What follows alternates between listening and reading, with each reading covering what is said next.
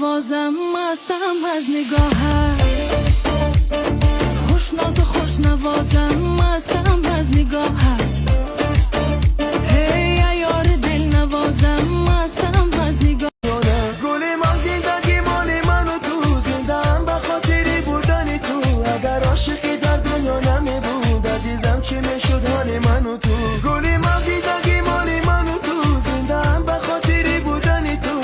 سلام علیکم، انشالله روز همه بخیر باشد. همین دستینا معلوم است چقدر چشمم درخشیده است. میلیون را کردم دیدم دیگه پر برآوردم. دویده سبربانک اومدیم. خب دوستان عزیز، شما میتونید که ولی کدوم اگر در روسیه باشین از سبربانک بگیرین، در تاجیکستان باشین از تاجیکستان میگیرین. تاجیکستان در کارت تاجیکی خیلی میذاره. برای همین نگین که فابریک میلیونر تو نمیکنه. انشالله میلیونر هم میشین، میلیاردر هم میشین، قلیاردر هم میشین. مادران، دخترکو، اپو، خواهرام، مراجعت ما برای شما، برای زنهایی که رنگ ما مادری سرفرزندین، در خانه بکارین، یک در یکون کارخانه دیگه کار میکنین، میخواین که درآمد زیادی داشته باشین. البته که ما زنها ای پول سری نداریم، میخوایم که تا چندی که پول داشته باشیم هم میخوایم که با باشم. برای مراجعت ما برای شما حاضر اجاتون بخزین کار کنین. انشالله صاحبی همه چی میشین. هر 21 روز پس آیلیک میگیرین، پلوس بونوس میگیرین، با پلوس پدرکا، پوچفکا بچان دولت ها، بیتوای تکنیک، چالای تیلا، آخی فابریک روز به روز روزگارشای بهترین کردیسه. روز براش پدرکاش، آیلیکاش زیاد شسته. فابریک اگر دروغ میبود در طول 26 سال شرکت محکم میکردن. خودتون فکر کنین. سلام دوستانی عزیز، حالا من در یک جای قرار دارم که در اینجا تمامی چیز برای ما بانوان همچنین برای فرزندانمان و غیر از این تکستیل برای خانه، یعنی همه چی را پیدا کرده می توانیم و مال و محصولات اینجا اعلی صفت بوده از ترکیه، دبی و گوانجو است. حاضر من به شما نشان میدهم چیزایی که در اینجا هست. من باور دارم که شما در بازارها پیدا نمی کنید. پیش از آنه که من مال و محصولات رو به شما نشان دهم، هر کدومی که به شما پسند میآید اسکرین شات کنید، بعدا از صاحب صفحه پرسان شوید، نرخ دسترس. سر میکنیم از متاها، اینجا متاهای زیبای دبی، همچنین ایتالیا، کرته هایی که امسال در مد بودن با متای برخط. بینید بنداش حتی آنم خیلی نگین دارن، به حد زیبا، برخطی تازه. آنه خیلی کرته های تیارم هست، کرته های دبی است که انمی نمودی برخطایی که پیششان آرایش دارن. از اینا همه رنگاش دارن دخترها. باقی مانده رنگاش در صفحه ببینید. باز انمی خیلی رگالای انتان بدید به یک گل به آرایش رنگ خوشم. انمی خیلی متاهای با زیبایی نوینکه، متاهای دبی است که بینید چقدر خوش رو امبره.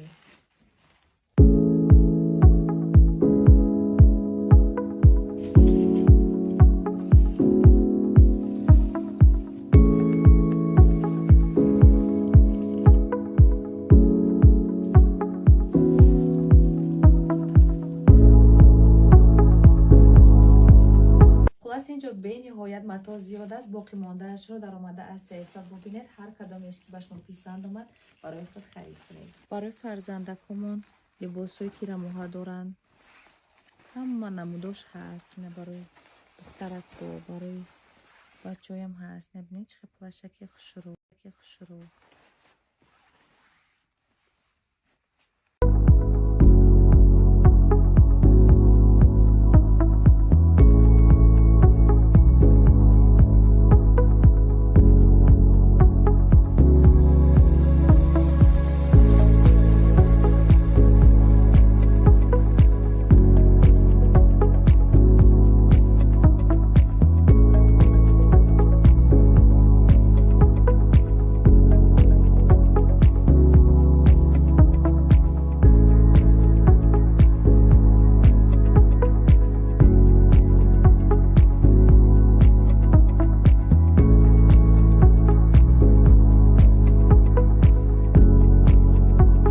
جانا انایی ترویکا هد به حد خشرو غاو سکه کازی عینی انا میوه کسی گیرد برد میکند فرزندتون راحت میکنن گرم کرد به حد خشروی همه چیزاشون صفت خوب قطعی خیلی صفت خیلی نرخش مده دیگه جا نمیوبید. هم خیلی جنسکای با خشرو.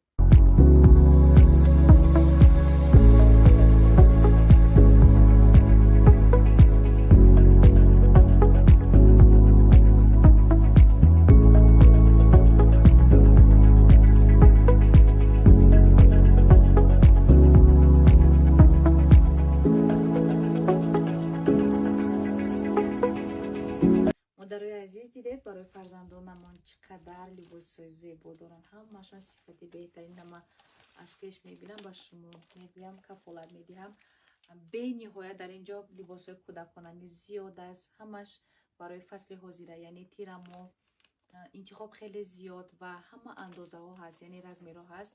میتوانید باقی مانده لباس ها را از صفحه ببینید. بازر یک چند نمود پستین بیلیوهای نشان میدهم. مال گوانجو و ترکیو است. متاهاشون پختگین، ساتین و شال. انا بینین زیباگیه. پستین بیلیوهای گوانجو در گب نیست. این چیزا من شما در گفتی گبا گارانتی میتیم. اما چه خیلی که در صورت هست. انا مینگونه است. بینید بهت خوش رو. انا این نمودشم بینید. بیشیفکا بولین است. گلوش دکترکو. بهت در رخت خوب زیب میتید. انا این پستین بیلیوی بینید چه خوش رو. انا تونوی پولیش توشه بینید با بابوچکا لویده دارد. بیشیفکا بهت خوش رو. با پستین بیلیوی بیشیفکا دار. ماتوی سفید از ناتون سفید عروسکو برای شما. نباروی پالاتینچه ها بینید چه خوش رو. چند نموداش هسته. برای وانم هست، برای دسترخوانم هست. این طرف در دسترخوان پستین بیلیوها مولی ترکیو. اینجا در دسترخوان نه نمودی پستین بیلیوها نوینکا بهت خوش رو نیویم. و برای عروسکا بینید نه خیلی توریتسکی خوش رو. رنگشم خوش رو روزوی و این رنگشم هست مالوچنی بهت بسیاره. نه کرپه های بالا پوش برای حاضر گرمکه کشته خوب میکنید. اینجا ببینید پلاتینچه های نبور کالون برای معرکه گذرانیتون удобні بهت خوب. در اینجا محصولات های دوبای коробка ها در جا گرفتگی باز نشان میدهم. لاسیون освежитель همه چی از برند مشهوری حمیدی شامپون گل لاسیون عطرای دوبایسکی بویشون در گب نیست. دخیای عربی که بویشون چند روز میستد 24 ساعت هم نه چند روز. освежитель برای خوشبوی نمودن خانه همه جای خانه در بوش میرود. انا این نمودی موسکو برای جای شرمگاه از این برنده که ما دوست میداریم. باز بوی نوش یعنی نوینکش برامده است با بوی گل بهت پوش خوش رو منده فارید. خوششتون میرود این بو. این نوینکه این بانوانی عزیز از این گیرید. کپسوله های فیری لباس بوی میشید.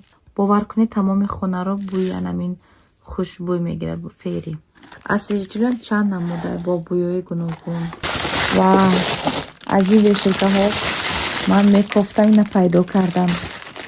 یک چند دانه از یک سوپرمارکت یافته بودم. بعدا بو رفتم که دیگر نیافتم. نه کسی در کار باشد دارم. بینید چه خوش رو. освежитель حتی зубная паста های دوبایسکی. اینا بینید освежитель گوناگون چه بسیار دارن. بهت باشون خوش رو همه چی. آدمایی که در فصل تیرمو عموما موی سراشون میریزد بینید چقدر روغنای خوب دارن. روغنای دوبایسکی روغنی بادام بهترین است. من در خانه از این دارم. گیرین موی سرتون دیگر عموما نمیریزه. نه دو نمود هم اینش خوب است هم اینش. اینا با این نمودی освежитель هم هست. خب باشون خوش رو یکی ولی نشپیده بوش قدر خوش رو میبوید. انا فرد بینید چه خوش رو. همه ما وشمو با محصولات های دوبای شناس هستیم. یکی پرفیوموش یعنی دخیوش، یکی انم خیلی محصولات هایی که برای تازگی است که لباس و خانه گپ نیست. با اینا یگان محصولات های دیگر نمیبراید. نمی نمودایم هست کندیسنی رو.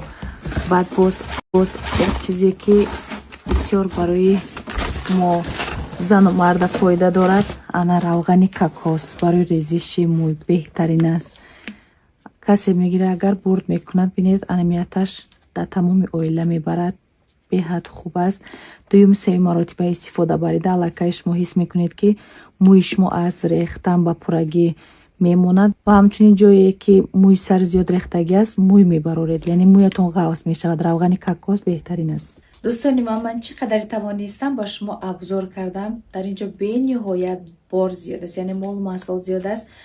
باقی موندهش رو میتوانید که از صحیفه ببینید. نرخ و نوا همش رو طریق صحیفه پرسان شوید. هر چیزی که در اینجا هست صفت علاقه مالی ترکیه، دبی و گوانجو است. مرحمت در آمده برای خود خرید کنید.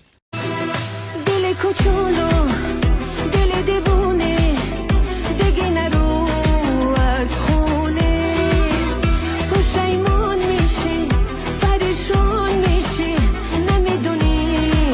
بیا در قدمت گل نثار خواهم کرد. بیا از آمدن افتخار خواهم کرد.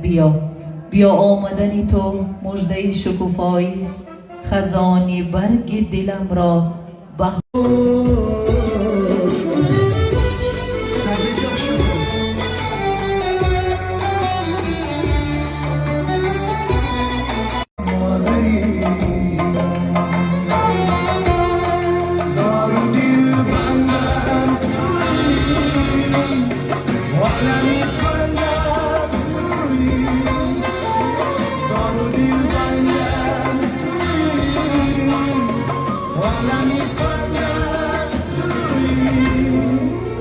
گنجی دنیا نامی تو زبی رویا نامی تو مادری افسانه گویم زبی دنیا نامی تو مادری افسانه گویم زبی دنیا نامی تو.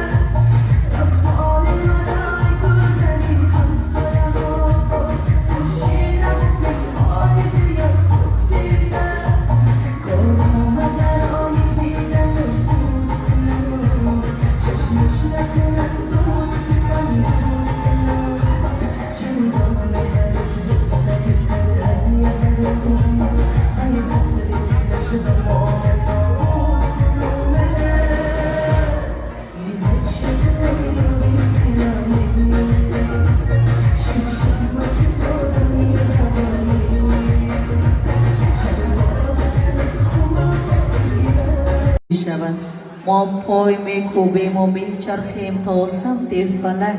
امشب از بزم زمین گوش فلک زیبای خود از بزم زمین گوش فلک را کار میکنیم و اینک باز هم روی صحنه دعوت میکنیم هنرمندی محبوب و تابناکی کشور، هنرمندی اصیل و ارزنده، برادری بزم روی ما ولی جان عزیز.